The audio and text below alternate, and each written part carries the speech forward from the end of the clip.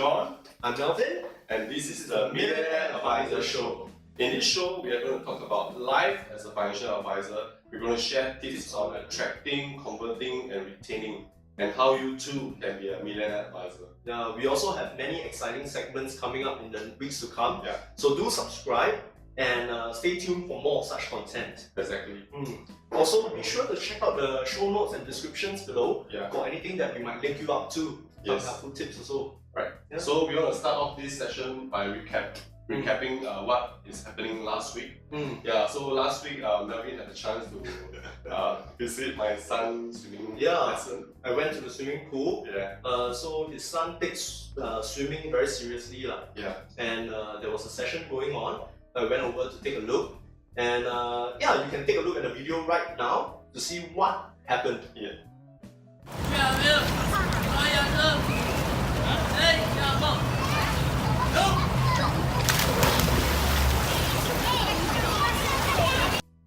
Okay, so now you know what was going on over there. I mean, are they swimming very well or not? No, actually they already been training. Some just started training, some have been training for 6 months or a year. Yeah. But the main thing is they are going on and on and on, lap after lap, lap after lap. And like seriously, you take a look at this following video, right, to see how some of them are completely horrible at it. Yeah, exactly. So even though they are not good, you notice one thing or not? The coach didn't offer any advice or new tips, right? Yeah, so basically they just asked them to do the thing over and over again, practice the freestyle stroke, breaststroke, backstroke, over again. Just keep swimming and swimming. Yeah, so what can you learn from this? Yeah. I think the main takeaway for me, right, is how training to be good at something does not mean learning new things over and over again, or new things one after another.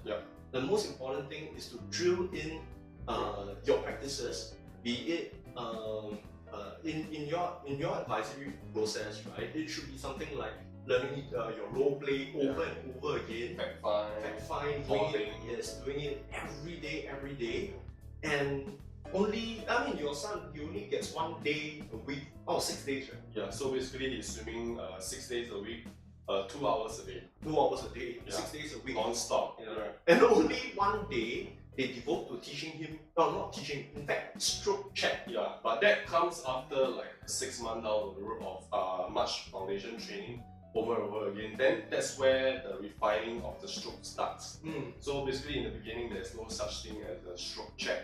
How to refine your freestyle, how to make it better to swim faster and easier. Just go and do lah. Yeah. So basically how this applies to our business is that don't think about refining your script in the beginning. We just stay true to your script, practice, because the script works, right? So just practice, keep practicing role play with your colleagues until you can speak it internally from your heart. That's where you can approach your coach or your manager to say, hey, how about I change the script here and there to suit my need better. So that's when you start to change. If not, just stick to the foundation, build on the foundation, then you refine your stroke. In fact, one takeaway I would like you to have is 2 words: suspend judgment. I think a lot of times, right, we hear scripts that may sound ridiculous, not my style, I'm not comfortable saying that. But suspend judgment, because your coach has taught you that script for a reason, and your coach is probably up there where he is because that script worked, and he's successful because of that, and that's why it's being taught to you. So do it first. After a while, right, when you're ready and you know you've mastered that script, then you move on to customizing it for yourself. So, most important is to trust your coach. Trust your coach, trust your manager, and I'm sure your manager or your coach is not there to make your business a failure. They're hard to make sure you succeed. They are out there to make sure that you have that kind of success. Then they go out and show themselves, hey, I made you a success. I mean, I'm successful. One of the frustrations of a coach is that the mentee do not listen and give up way before their success. Well, and also we just came back from a fintech focus group. Just like 2 minutes ago. Just like 2 minutes ago. And yeah, I think one of the recurring themes this year, right, and one of the things that everyone is talking about right now is fintech and insurtech. So, I mean, how would this change our world? I think some insights this year would have to come from this gentleman called Joe Jordan. Yeah.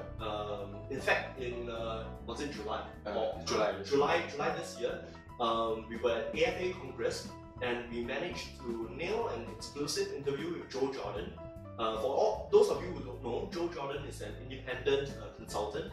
He's also an author, a motivational speaker, who has been speaking at different countries since 2004, including Australia, Japan, India, Greece, Italy, so on and so forth. And this year at AFA Congress, he was the keynote speaker, opening and closing the entire event.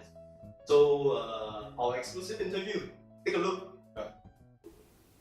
Hi, this is Chris Chan here from PPP Academy, and as part of the value creation to our network, we especially have a guest today.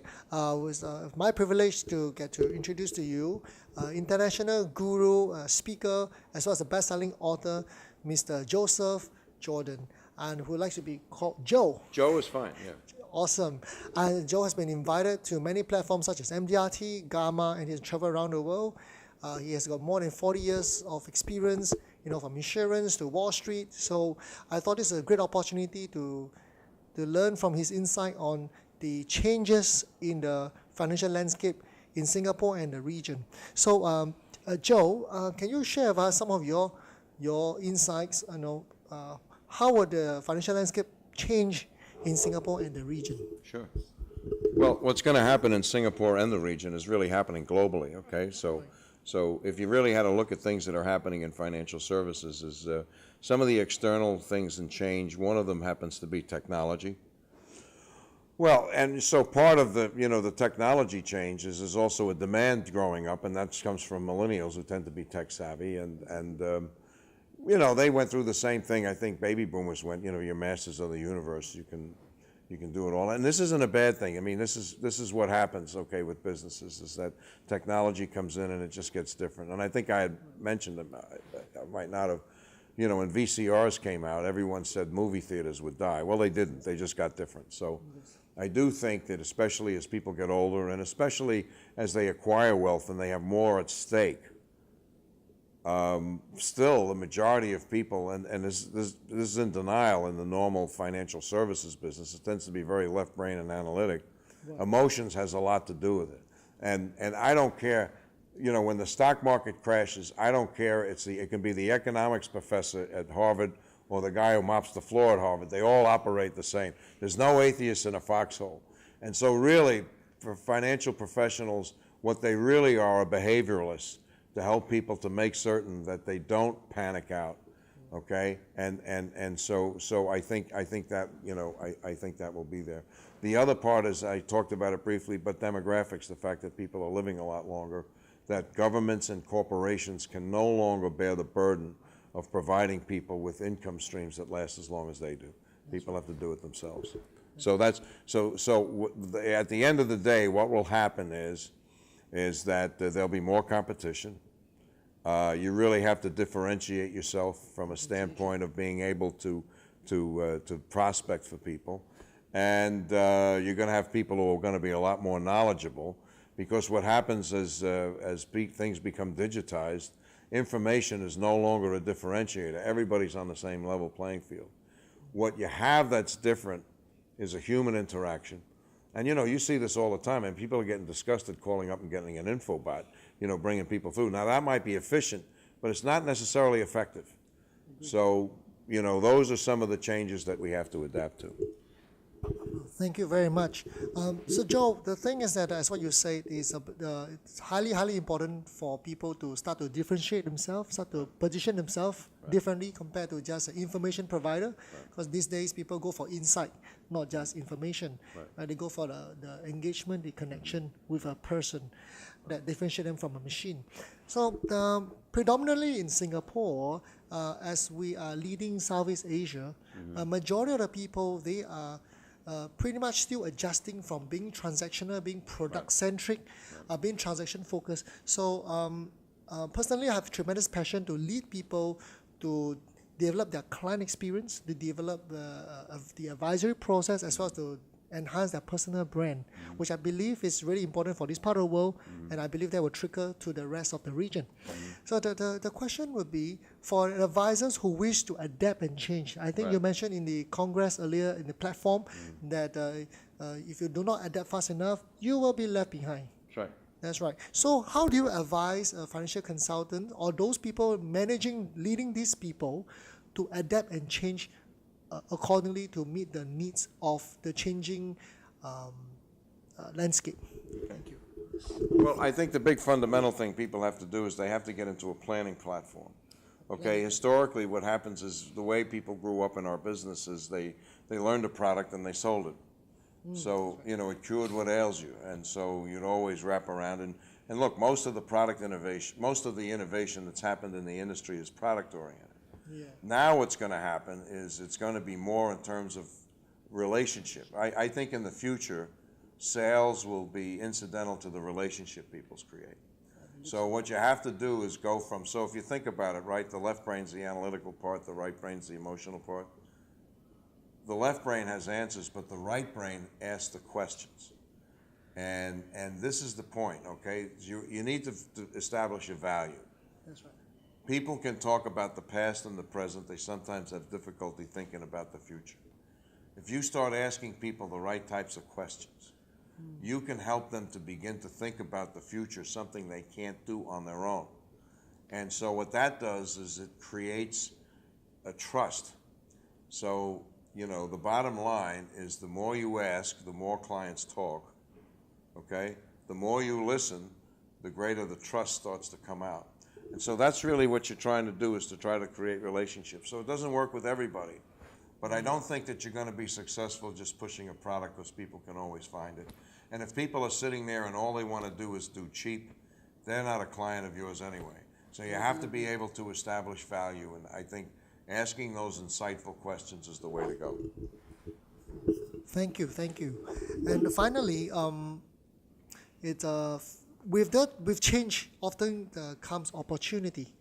So for those people who are willing to adapt and change, evolve, what do you think are the opportunities ahead for these people who transform themselves from being product-centric to being client-focused and being advisory-driven? Thank you. Well, I think they'll have a greater relationship with their customers, and so that's nice, you know. Yes. And it's really kind of more holistic, you know. It's you know, I think the fundamental motivation, or the things that has to change culturally, is, for example, the reason I think the culture was bad. Parts of it were, which is why the regulators found it very easy to make the changes, because the only people who thought we did good was ourselves, and that don't count. All right. And so no one's going to defend and they say, oh yeah, those guys, you know. So I mean, I think that has to reverse. Right. So I think the thing is that people who stay in the services and adapt this idea of doing a total plan. Right. Of well, here's the three issues that have to happen. You know, you want to increase per rep productivity and also do the right mix of business. That's right. Historically, you know, we sold a product, and so even if you're in business, doesn't it make sense to have a diversified revenue stream? Okay, and so that's the idea of being able to sell multiple products to fill clients' needs. So that's how it can benefit you. So I also think that over time, you know, robo-advice is just like automated, you know, you call an info bot and you get the thing. Some people aren't going to like that. So I think you're going to have some people fall out of that tree. And I think as millennials, as much as, you know, they have all of this knowledge now and they want to do the thing, I think what happens is when the market crashes, they're going to say, perhaps I need to go to somebody. So I think there's an ample enough niche. It's going to be different. It's going to be different. And again, I think it's focusing not just on the money you make, but about the rewarding impact you have on others. Awesome. Thank you very much. So it's beyond just the financial opportunity, comes more fulfillment in engaging in a deeper relationship based on understanding and trust with the clients. Well, I just want to say one other thing, and this is true, more true in the East than it is in the West, okay? Right. In the West, this is where you guys can teach us, okay? The West tends to be more dominant, so the left brain over the right brain, nature's something to be conquered, And you guys believe in harmony and balance, so what I'm talking about, so one of the things about it is I think you need to have an emotional connection to your business, to the fact that it's not just about you, it's about the people you serve. I think if you spend time focusing in on that, it helps you with your own self-esteem to know that you're valuable, and how that helps you is this. The core of productivity comes from your willingness to accept rejection and when you're prospecting. And a surefire way to fail is stop prospecting. And you can have every degree, in the books, but if you stop that, you're dead. And so that's a very tough business to do. And so I really feel that if you're only in the business just to make money for yourself, it becomes difficult for you you're going to protect yourself sooner or later from the rejection you face. It's got to be something bigger than you. You got to spend some time focusing on the impact you have.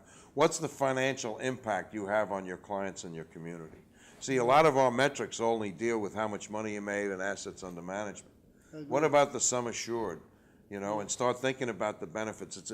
When you change the way you see things, the things you see change.